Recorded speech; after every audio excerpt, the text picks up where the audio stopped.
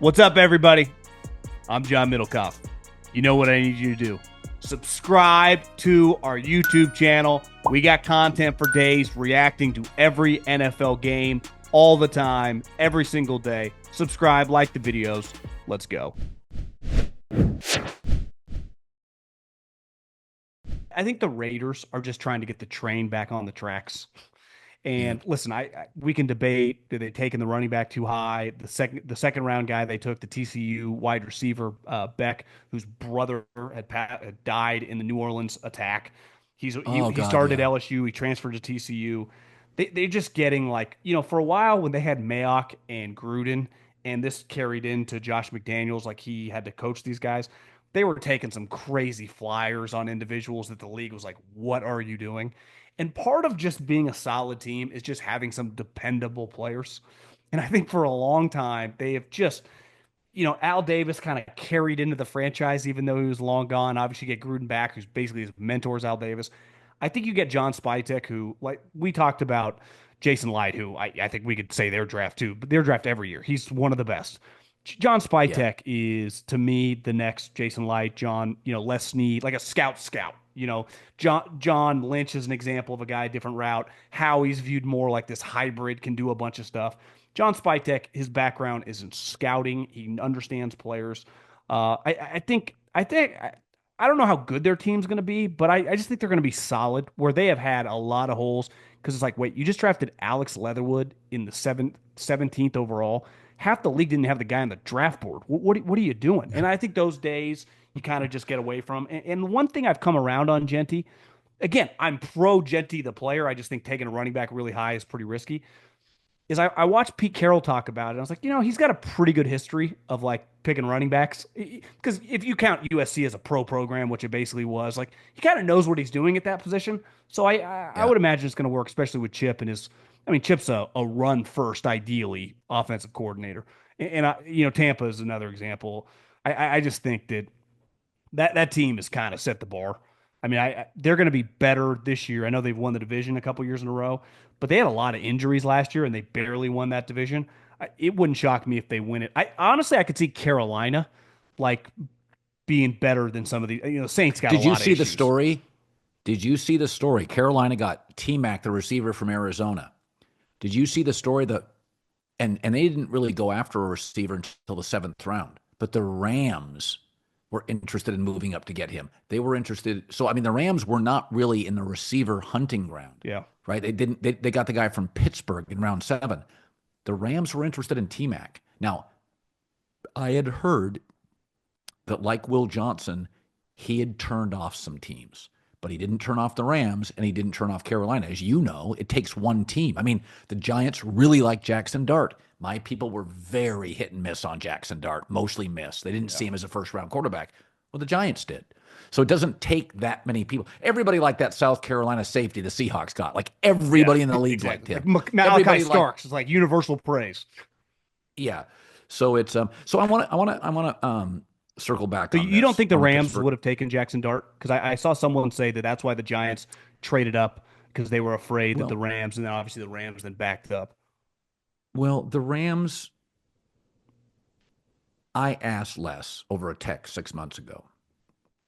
I sent a mock draft to him, and he said it's probably, and Les said, and I can say it now, he goes, probably not a great year to need a quarterback in the first round. He said plenty of talented guys later. So once they gave up their first-round pick, I don't think they were going to draft Jaxson Dart. My intel is they weren't. They interviewed him, and he would have been able to sit for 2 years. But Jaxson Dart is a player. There's too many similarities to Zach Wilson, including the same high school and the same offense in high school. And I came back, and again, if the Giants like him, they like him. So I'm not going to, crush the Giants. I wouldn't have done it. But if you like him, you like him. And obviously, the Giants did, after that interview, were not into Shador. And then Jaxson Dart was the next most ready-to-play guy. Yeah. When Lane Kiffin is your coach, and Lane gives you about 12 completions a game, just on scheme, okay, now I need you to hit 6 to 7 on your own.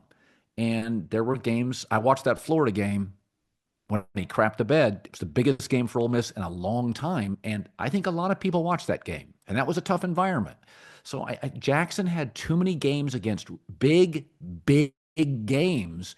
And those are the games that, before you break down film, you're in NFL Jam on a Saturday, Ole Miss plays LSU or Bama or Georgia. You're watching that football game. There's 20 NFL guys on that field. Jackson didn't play well in a lot of those games. The NBA 82 game grind is done. And now the real fun begins. The NBA playoffs are here, and it's time for the high-stakes drama, clutch moments, and jaw-dropping plays. Can't wait. If you're looking to make the playoffs even more exciting, DraftKings Sportsbook has you covered as an official sports betting partner of the NBA. From the play-in games all the way through the finals. Now, the time to back your favorite players and teams as they chase glory. All season long, DraftKings has been your go-to spot for NBA player props, and that doesn't stop now. Want to make your playoff experience even more intense? Try placing a bet on your favorite player's performance. Will Curry drop 30? Will LeBron drop 40? Or more? It's your call.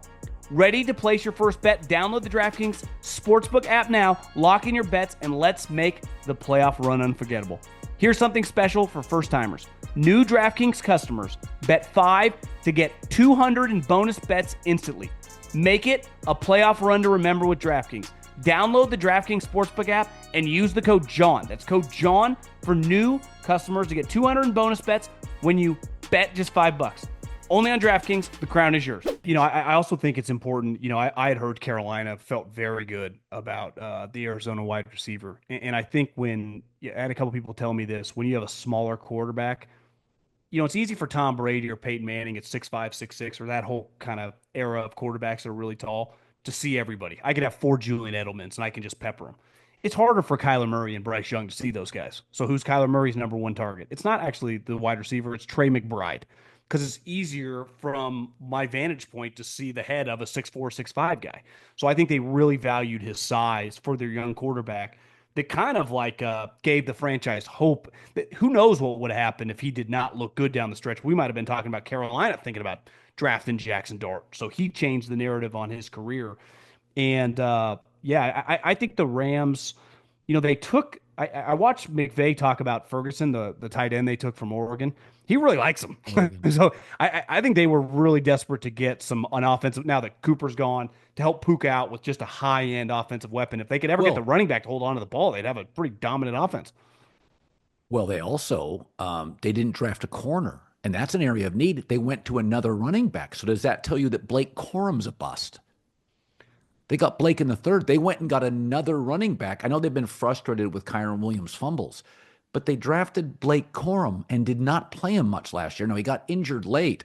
But my takeaway, not drafting a corner and then taking the Auburn running back. So they got Devontae Williams.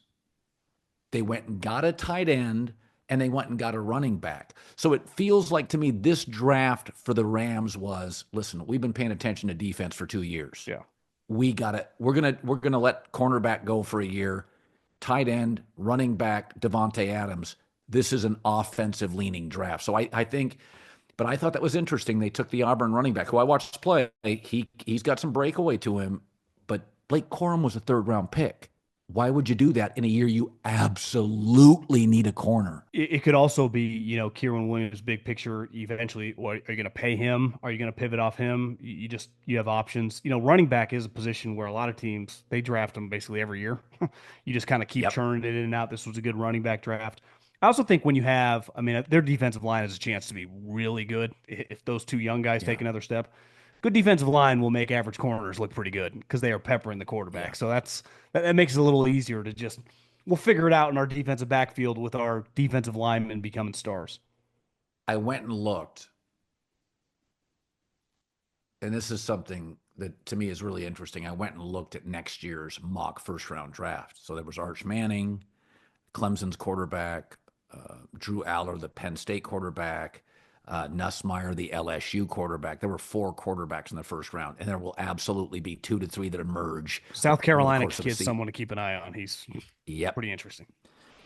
So, but it is interesting that I think the Browns, by moving down, and the Rams, by moving down in their first round, both told you we're going after quarterbacks next year. that's what makes the Browns so fascinating because to your theory and point was I really believe you're onto something that they signaled early. We're going big game hunting next year. I really do think you're probably right that they drafted Dylan Gabriel, overdrafted him because they didn't want Jimmy Haslam to say, hey, you remember? Because Haslam was Johnny Manziel guy. Haslam, flashy Johnny Manziel. Teams like New England took him off the board. Haslam was a Deshaun Watson guy. So I think, Steve Bisciotti of the Ravens has real pull, even on draft day for the Ravens, but he's really smart. Cleveland's history, as you pointed out with that owner, is they showed you by trading down to the fifth pick next year's the quarterback draft class. And I was told that, by the way, by a friend of Andrew Berry, is they just did not like this class. Well, and think about, isn't Haslam a big Tennessee guy? He's close friends with the Manning family in that circle. When they made that move, it was probably an easy sell for them because part of doing that job in that organization is you got to sell it to the owner. It's like next year we'll go after Arch, which I don't know where you stand. I feel it's a little. I get it comes with the territory of that last name. Let's see him play some real games. I know. I He know. doesn't have the biggest arm. I think someone's already said he's really more like his dad than his brothers. He does not play like Peyton or Eli. I hope he's good. He's easy to root for. But like I watched his arm, it looked more like Shador Sanders than it did Josh Allen, and I think he's already being talked about like he's John Elway or something. And Yeah. that conference, you see how many people are getting drafted. I would imagine the SEC are going to lead it again. I haven't seen Texas' schedule, but I would imagine it's not easy. Who even knows? Maybe he's there for a couple years. He's only going to be what, a redshirt sophomore?